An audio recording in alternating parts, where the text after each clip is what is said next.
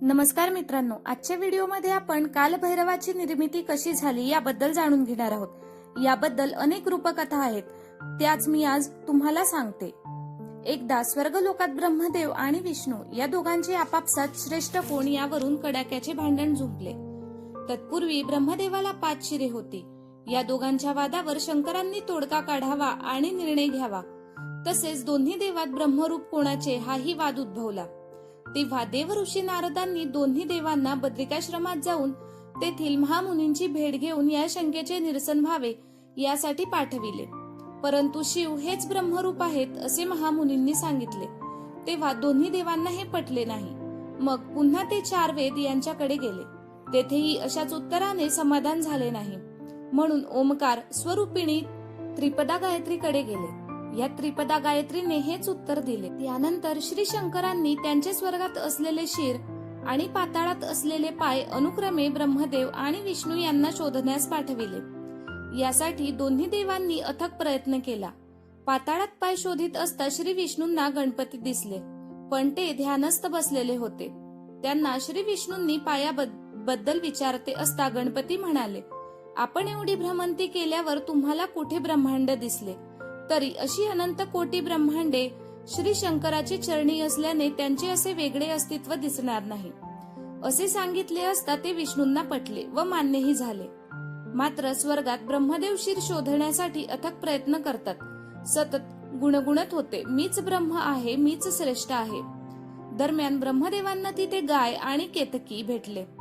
त्यांना ब्रह्मदेवांनी आपल्याकडे वळवून शंकराचे शिर दिसले असे खोटे सांगण्यास प्रवृत्त केले। यानंतर मग स्वर्गात विष्णू, ब्रह्मदेव, गाय व केतकीसह आले। त्यानंतर विष्णूंनी सांगितले की मला पाताळात पाय दिसले नाहीत। मात्र ब्रह्मदेवांनी धारिष्ट दाखवून खोटेपणाने मला स्वर्गात शिर दिसले आणि यासाठी साक्षीदार म्हणून गाय आणि केतकी यांना आणल्याचे सांगितले। यानंतर शंकराच्या साक्षी तपासणीत गाय व केतकी यांच्या साक्षी खोटग्या ठरल्या। मग शंकर क्रोधायमान झाले आणि खोट्या साक्षीबद्दल गायीला शाप दिला की तुझे मुख नेहमीच अशुद्ध आणि अपवित्र राहील, मात्र तुझे दर्शन पाठीमागून घेतील। तसेच केतकीला सुद्धा श्राप दिला की तुझ्या अंगावर पानोपानी काटे असतील, तुझ्या केवड्याच्या कळीच्या पानांनी माझी पूजा केली जाणार नाही।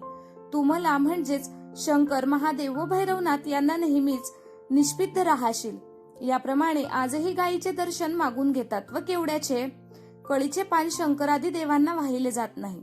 यानंतर शंकराचे लक्ष ब्रह्मदेवाकडे गेल्यावर ते पुन्हा अति क्रोधयमान झाले।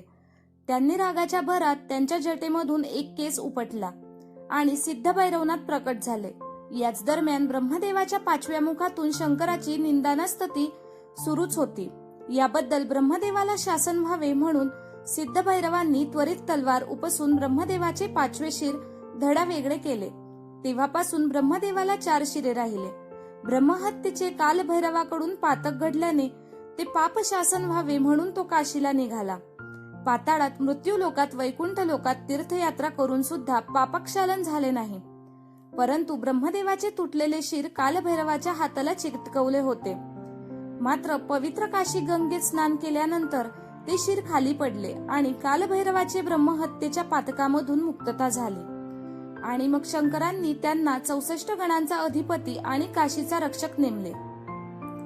शिवाच्या तेजापासून निघालेली शक्ती ही योगेश्वरी म्हणजेच जोगेश्वरी ही कालभैरवाची पत्नी मानली जाते। कुलदैवत, उपास्य दैवत, ग्रामदैवत असे 3 प्रकार कालभैरवाचे असून त्या त्या घराण्यात भैरी भवानी, भैरवनाथ, भवानी माता अशी असून त्यांची नित्यनेमाने पूजा अर्चा होत असते। कालभैरव भूत पिशाच्य करणे इत्यादी पासून तात्काळ मुक्ती देतो। कालभैरवाचे प्रथम दर्शनी विकराळ रूप पाहिले असता भीतीदायक, भयावह, उग्र, क्रोधदायक वाटते। परंतु कालभैरवाची ख्याती कीर्ती फारच मोठी आहे।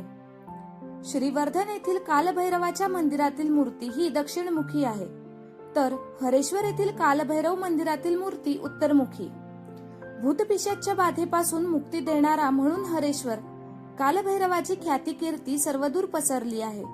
शिवाय येथे भूतांना घालविणारा खांबही मंदिरात आहे।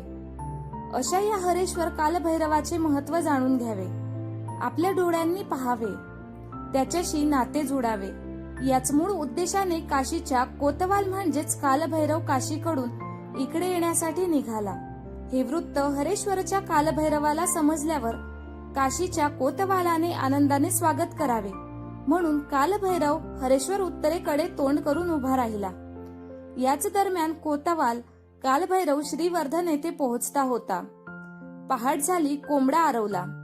कालभैरव काशी श्रीवर्धन येथे स्थिरावले.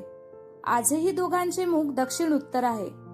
श्रीवर्धन मधील कालभैरवाच्या मूर्ती प्राचीन काळापासून असून पाषाणाच्या आहेत.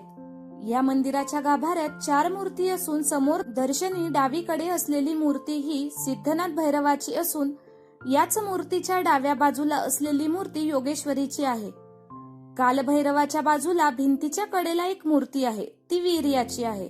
योगेश्वरीच्या बाजूला भिंतीच्या कडेला जी मूर्ती आहे ती क्षेत्रपाळाची आहे.